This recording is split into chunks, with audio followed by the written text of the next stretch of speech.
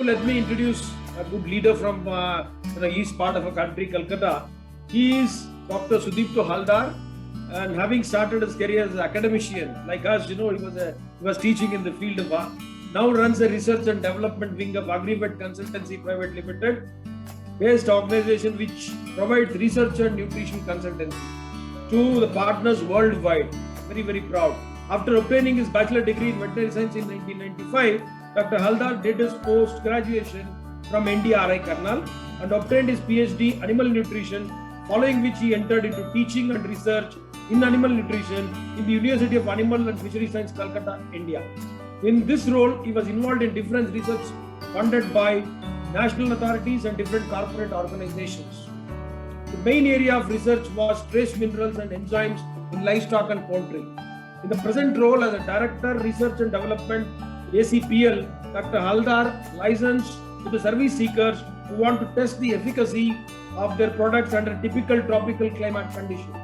In this way, Dr. Haldar links Agrivet Consultancy Private Limited with global R&D centers of organizations which are engaged with poultry production. Thus, Dr. Haldar has centered his activity on goal-directed, result-oriented assignments in applied research, innovation, product development. Dr. Haldar is engaged in providing nutritional support in clients spreading over parts of India, Bangladesh, Nepal, Bhutan. So very, very many congratulations, Dr. Haldar, for your great credentials. Now all over to Calcutta, which is hot with the elections of first phase. Now there is no worry of other things. Now Dr. Haldar will take over for you new approaches in poultry feeding. All over to Dr. Haldar. Thanks, Dr. Mahesh. Thank you very much. In fact, the presentations are going on in a very nice way, and I must say that a lot of relevant topics are coming up, and I must thank Dr. Natarajan for setting the stage for me, because I just wanted to continue this discussion on the same line, and probably my presentation will be a bit more understandable by the audience. Now, though I just on a general note, I described that the new feeding trends, but honestly speaking, the research on the feeding trends and how to feed the animals, it's an ongoing process. It's going on everywhere in all the corners of the world, and probably we need to pick up only those feeding strategies or only those topics which are only relevant to us, which we can apply in our condition. To me, it's always important to bring the maximum profit, and this is an art of fetching the optimum performance with the minimum cost. If this goal can be achieved, only then we can expect that the operation, that the business will run into profit. Now, if we go for an operation related to poultry, be it broilers or a layer operation or even a breeding hen operation, we must say that these high-yielding animals, they are always susceptible to stress, because nowadays the genetic potential of the birds, be it the broilers or the layers or even the parent line, it is so enormous that they are simply some sort of production machines. They are producing eggs, they are producing milk, they are giving hatching eggs, and so we must say that these animals are nothing but some sort of production machine, and these machines are always under tremendous stress. And these stress, if we just categorize them, we can say that there are some predictable stresses. These stresses are seasonal changes, as Dr. Natarajan has clearly shown that how the temperature varies from one season to another, from 1 month to another, and how these seasonal changes are going to impact the performance of the birds.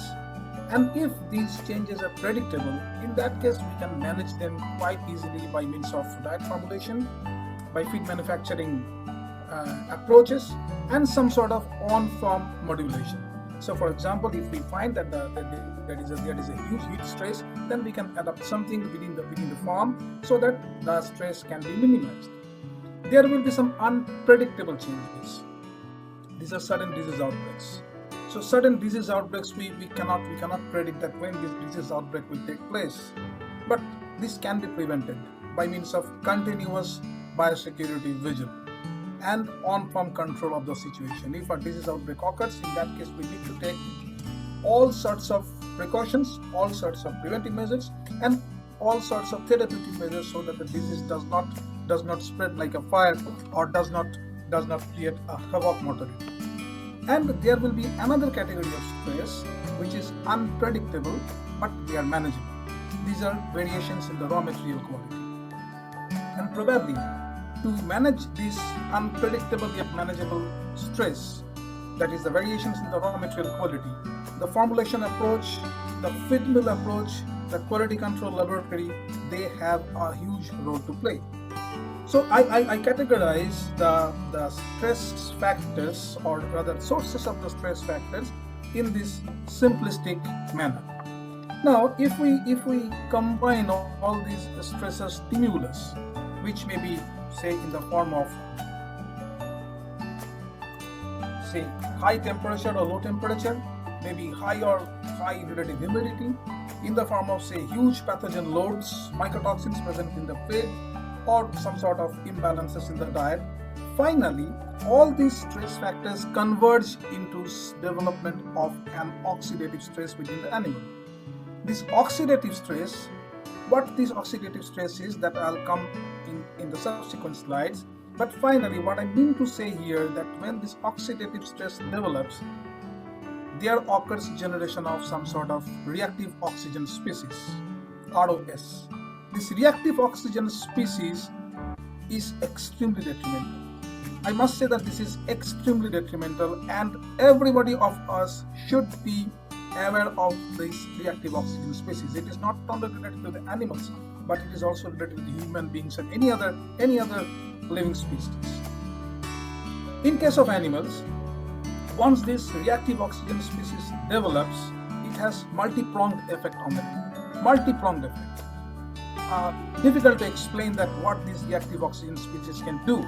But if I try to summarize, I have summarized this in 4 ways.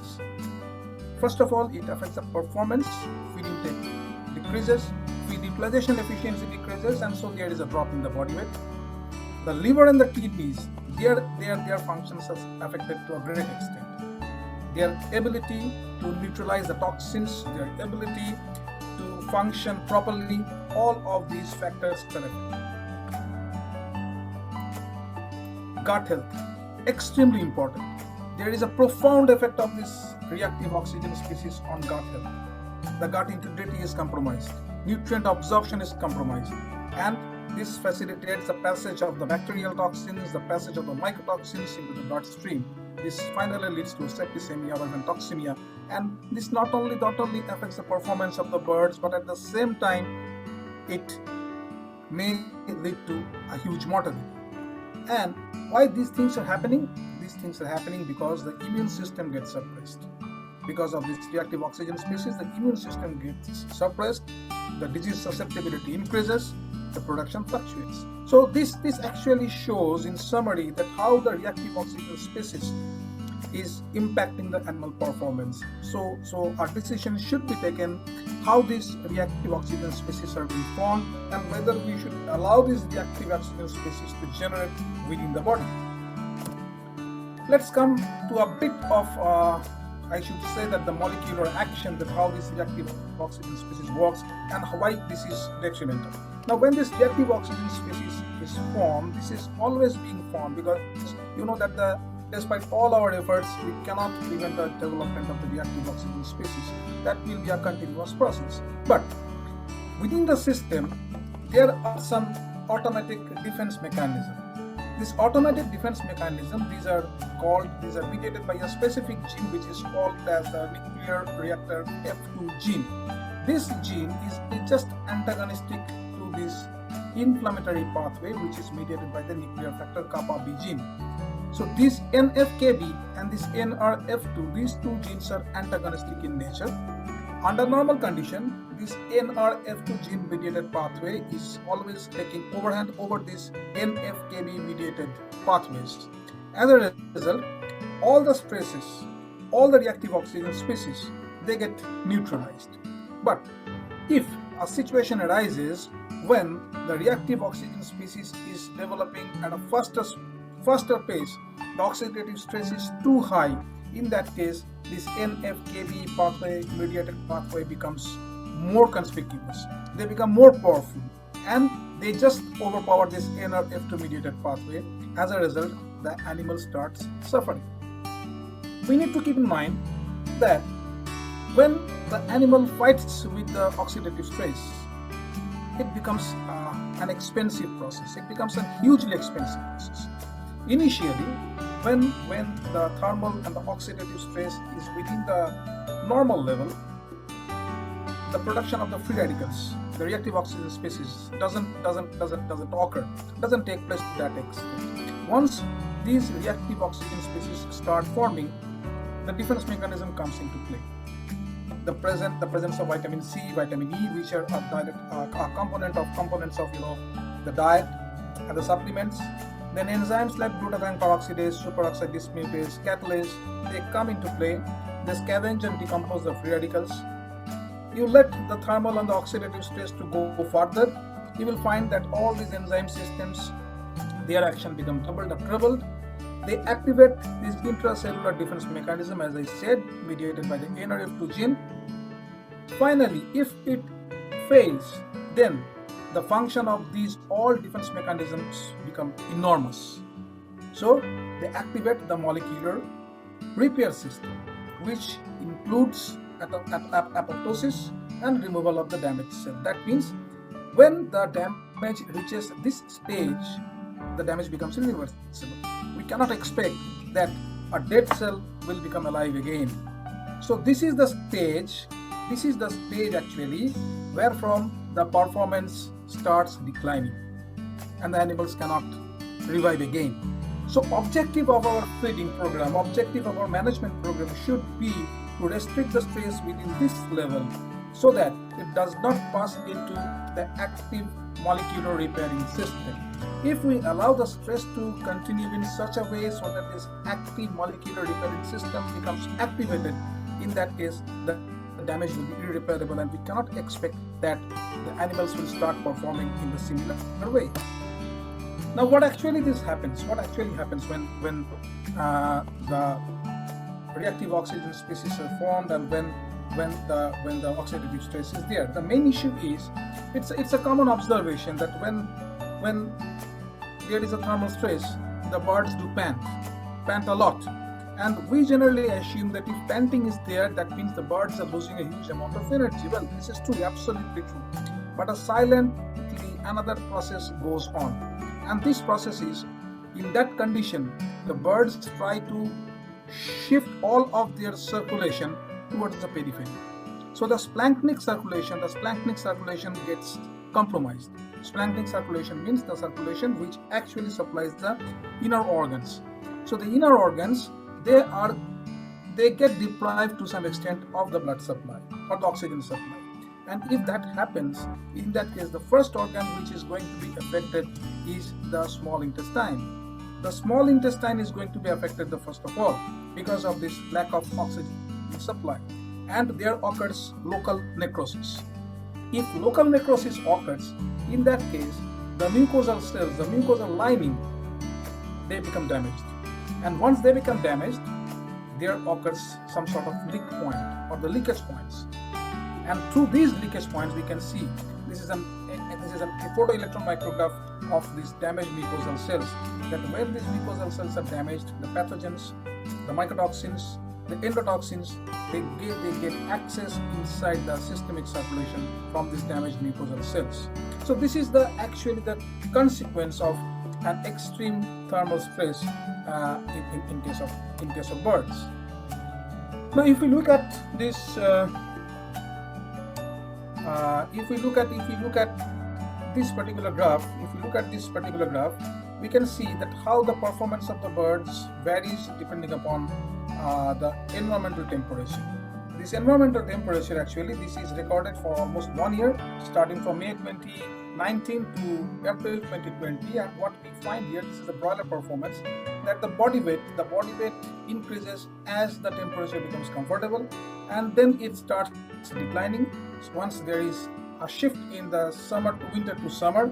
Similarly, the feed intake that fluctuates, feed conversion ratio also fluctuates, and the mortality also fluctuates. So what I mean to say here through this particular presentation, particular slide, is that the performance of the birds, it depends heavily upon the temperature under which the birds are being reared and the relative humidity, which is exerting a lot of pressure on the birds so far as the performance is concerned.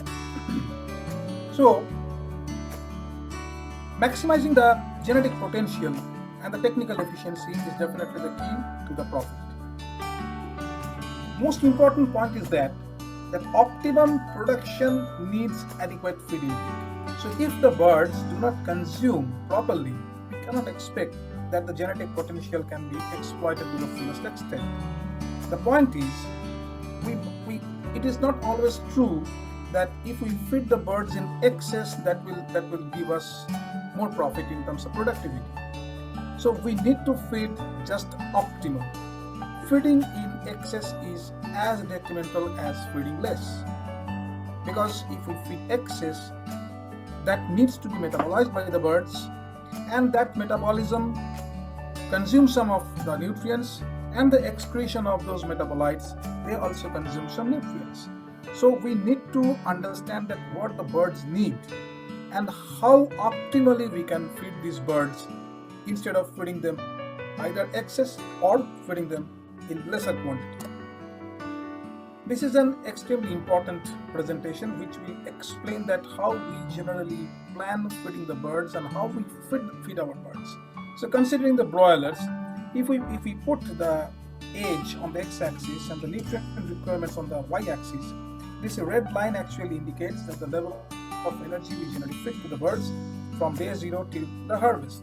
And this blue line actually indicates the level of protein which is expressed here in terms of the requirement of the lysine from day 0 till the harvest.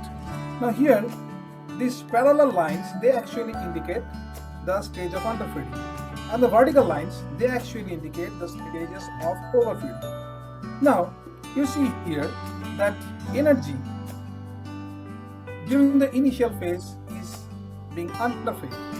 On the contrary, during the middle of the life, the energy is somewhat overfed. Then again, towards the end, energy is somewhat underfed and somewhat overfed. Now, if we consider the energy, the protein or the lysine requirements and the actual intake through the standard feeding regimens, we can see that the protein supply is generally on the higher side towards the beginning, but it mostly remains just at optimum or somewhat below during the middle as well as the terminal phases of their rearing. What I mean to say that it is actually the bird's requirement. Bird's requirement change every day, and it is practically impossible to formulate the diet for every day or every 2 days interval. But if the total dietary regimen can be split into more numbers, for example, generally we practice a 3-phase feeding of starter, grower and finishers up to 14 days, then 14 to 28 days, and then 28 days to harvest. But instead of doing that, if we can split it into 4 or even 5 stages, probably we shall be in a position to supply the nutrients to a more accurate extent to the birds, and so that we can exploit a better performance from the birds. Because in those cases, if we split the feeding period, we may avoid this underfeeding, we may avoid this overfeeding. Similarly, here also we can provide actual amount of the energy, actual amount of the protein, and in this way we can not only minimize the profit, but at the same time we can improve the performance of the birds. So this is quite interesting. And if this type of feeding continues, then what may be the response of the birds? The response of the birds will be a modified growth. The bird will modify its growth pattern. Why? Because it is not getting the optimum amount of energy, it is not getting the optimum amount of the nutrients or the amino acids, so it will modify its growth pattern. And if this modification becomes too high, in that case, there will be sort of physiological manifestation. If it is too high, for example, the nutrients are supplied in a higher amount, we can expect ascites, we can expect sudden death. And if the reduction of nutrient is observed, in that case we may experience some skeletal deformities egg deformities, or many other problems. Here, understanding the bird's behavior to the feed intake or the nutrients is extremely important. Generally, what we assume that the birds consume to meet their specific nutrients. For example, if we meet the nitrogen energy requirement, the birds will take optimum amount of energy and then it will stop eating. If the layer birds, they generally eat for the calcium. So if the calcium requirement is fulfilled, they will stop eating. But probably it is not the case. Have a look at this curve. Here, what has been done in this experiment? There are a lot of experiments in this field, and I have simply summarized some of the data and tried to present here in a single graph. Here you see that this is the level of that body weight and feed conversion ratio, and these are the level of nutrients clubbed together, the energy as well as the protein. So there are 4 categories: low nutrient density, medium nutrient density, medium to high nutrient density, and extremely high nutrient density. So here what we find that when we increase the nutrient density, we can expect almost a linear increase in body weight. We can expect almost a linear improvement in feed conversion ratio, though the change in feed intake is not that much variable. What does it mean actually? It means that body weight gain and feed efficiency, they continue to respond to ever increasing energy demand or ever increasing nutrient density. So the broiler chickens perhaps eat to its physical capacity, and increased nutrient density resulted in a linear improvement in body weight gain and feed efficiency, with no downregulation in feed intake. So contrary to our earlier belief that if we increase the energy density or protein density in the diet, the bird will itself downregulate its feed intake, this may not be true. The truth is, the bird will continue eating to fulfill its physical capacity, and unless and until the physical capacity is fulfilled, the birds will keep on consuming. This means that if the stresses are there, if the stress factors are operating, in that case, we need to keep in mind that the stresses must be nullified to the maximum extent possible so that the adequate feed intake is ensured. This is another interesting slide. This slide actually shows that birds' response in terms of weight corrected FCR is perhaps less sensitive to dietary energy density. Here, the balanced protein was supplied to the birds 80% of the requirement, 100% of the requirement, and 120% of the requirement. This was for the ROS 308 2018 standard. So balanced protein was supplemented 80%, 100%, and 120%, and the metabolizable energy content was 85%, 92.5%, and 100%. Here what we see that irrespective of the level of protein in diet, or rather amino acids in diet, if energy density is reduced from 100% to 92.5% of the requirement, we don't find much of response in terms of feed conversion ratio. 1.88 to 1.91, 143, 141, 131, 127. That means the change is somewhat not that much conspicuous. Or in other words, what I mean to say, that probably we can play with the energy density of the diet to a great extent than what we generally think, then amino acid density. So if I consider that ROS 308, they require around 3000, 31000 and 3200 kilocalorie of energy, and 92.5% of its requirement means almost 200 kcal energy downspec. So if 200 kcal energy downspec is being practiced, then also we can get almost a similar performance level.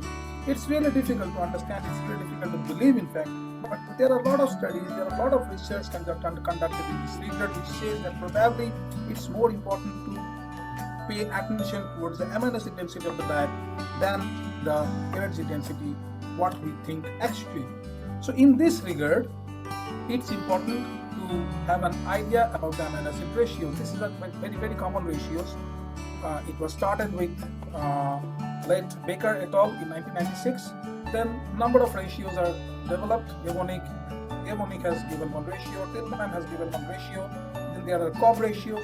So these ratios are extremely important, and these ratios must be kept in mind because whenever we need to formulate the diet, this formulation must be maintaining these amino acid ratios.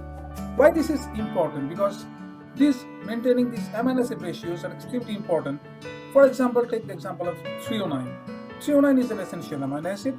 and we generally consider that, well, this threonine can serve the purpose of breast milk yield, but at the same time threonine is having the capacity to improve the gut health. Have a look at this picture. There was Coxty challenge, and this diet was completely devoid of threonine, but here these diets, you can see the pictorial presentation that how the villi structure, ultrastructure of the villi is improved just because of the fact that threonine was supplemented along with glycine and serine. So these amino acids, they are not only just for the nutrient uptake or just for the growth promotion, but at the same time they have a lot of role to play in improving the gut health and the animal performance. So what I mean to say here, that maintaining the ratio is extremely important, and at the same time we should think about the amino acids beyond isolation and valine. And probably in this regard, glycine and serine is going to be the most important amino acid which we must think about, especially in the hot climatic condition. Now, glycine and serine, they generally run deficient, especially when we practice a corn and soybean based diet. And if glycine and serine is deficient, in that case a good number of essential amino acids, for example threonine, they will be shunted towards the metabolic pathway which synthesizes glycine and serine. So threonine will be deficient in those diets where glycine and serine requirements are not met with. In that case, we need to keep in mind that glycine and serine requirement must be met with. If not, in that case, threonine should be supplemented to a higher extent, comparatively higher extent. Now we discussed a lot about this corn, maize. Yes, it's a fact that the maize is the main thing, the heart and lungs of that our poultry industry. Now the quality of the maize is extremely important, and we generally consider that the quality of the maize, it depends to a great extent on the moisture content, and there is a positive correlation or negative correlation between the moisture content as well as the apparent metabolizable energy value of corn. There are some thumb rules, but if we consider that if minimum moisture content here in this particular graph, this is a genuine data, real-time data, that I got almost 10% of minimum moisture and maximum moisture was almost 20%. So each 10% of moisture we got 3300 kcal of energy, whereas with 10% of moisture the energy value came down to only around 2987, almost 3000. So there is almost a 300 kcal downgrade of metabolizable energy value with moisture. So there is one equation, which equation can be applied depending upon the moisture content to get the accurate energy value of corn. Here, another part which we generally overlook is the other proximate composition. So if we consider the proximate composition, so based on that we can easily calculate the metabolizable energy value of corn. This is quite easy and everybody can calculate these values. The point is, what we overlook, the physical characteristic of the grains. So physical characteristic, how many grains are broken, how many grains are fragmented, how many grains are mold infested, insect infested. So all depending upon all these factors, we need to calculate a loss in the metabolizable energy value, and then finally with the calculated moisture adjusted metabolizable energy value, we should get the actual metabolizable energy. So if we practice this thing, we actually will move towards a precision formulation. And unless the precision formulation is there, it is very difficult to meet the requirements of the birds. So let's come to the energy sources like oil. Now oil is of course a very important thing. We need to apply oil, but the point is that oil price is increasing every day. Every day oil price is increasing, and at the same time we are experiencing a lot of adulteration in oil quality. For example, we are purchasing rice bran oil mixed with palm oil, or palm oil with acid oil, or something with palm olive. So how to adjust? We need to know the quality of the oil. The point is that here we have certain tools. If we can by any chance analyze the profile of the fat what we are using, in that case it is very easy to actually determine that what should be the actual energy value of the oil, and then we should apply the age differential energy value, the age dependent differential energy value. For example, in case of young birds, we should apply a lower energy value, and with older birds we should apply somewhat more energy value. Why? a lot of reasons are there. I need to take at least 1 hour more to describe all these things, but it's not really possible. But the point is that if we can analyze the quality of the oil in terms of unsaturated fatty acid or the free fatty acid contents, it is really possible to exactly calculate the energy value of the oil, and that value can be used in the formulation to get the exact figure, to reach the exact figure. Now comes the virtual nutrients. This is a very tricky thing. What do we mean by virtual nutrients? We think about it, we know about, or we listen to the energy, the matrix of the enzymes. Yes, the matrix is there. We are expecting that a phytase, a xylanase, a protease will liberate this much quantity of phosphorus, liberate this much quantity of energy, liberate this much quantity of protein. But where from? Where from? They can liberate those things only from the substrate. And what is the substrate for these enzymes? The substrates for these enzymes are the undigested nutrients. Please remember that the enzymes cannot work unless they get the substrate, and for the enzymes, the substrate are the undigested nutrients. For example, take the example of soybean meal. It's 80% digested. Digestibility is 88%. Corn, digestibility is 88%. Well, on a thumb rule, if I consider, only 12% will be 12 to 15% will be undigested. So how much an enzyme will get scope to work on? How much improvement it can provide? Please note that the maximum benefit of enzymes are achievable when the diet density is on the lower side. It contains some amount of undigested nutrients, undigested protein sources, undigested energy sources. Then only the enzymes can work. So, application of enzyme matrix must be very crucial, must be made with a lot of acumen. Otherwise, there is a possibility that your approach may fail to a great extent. So let me come to the conclusive words. So, with a soft feed price and a good product price, the feed formulation strategy must be profit driven. We must calculate that how much profit we can get. When a stress is apprehended, I know that the stress is coming. It may be environmental changes, bad raw materials, or some disease outbreaks in the surroundings. Caution should be implemented. Now, specific caution is needed in application of the amino acid ratios, correct calculations of the energy matrix of corn and oil, as well as other critical raw materials. And the reliance on the virtual matrix must be done with extreme caution. That must be done with extreme caution. This is extremely important. And any deviation from the defined nutrient specification ought to cause an altered performance. And this must be calculated with how much deviation is expected and how to gauge the loss or profit going to these deviations. Please remember that calculation of body weight and feed conversion ratio does not reflect the actual profit. It is the feed price ratio, cost of 1 kg of feed to 1 kg of poultry product, which is more important. So looking at the margin over the feed cost is a too simplistic approach. And if we take that approach, the feed cost, then that will definitely lead to some sort of dilution in the nutrient specs of the diet. And if we practice this dilution, we are going to lose the genetic potential. And if we lose the genetic potential, finally it will lead to more loss.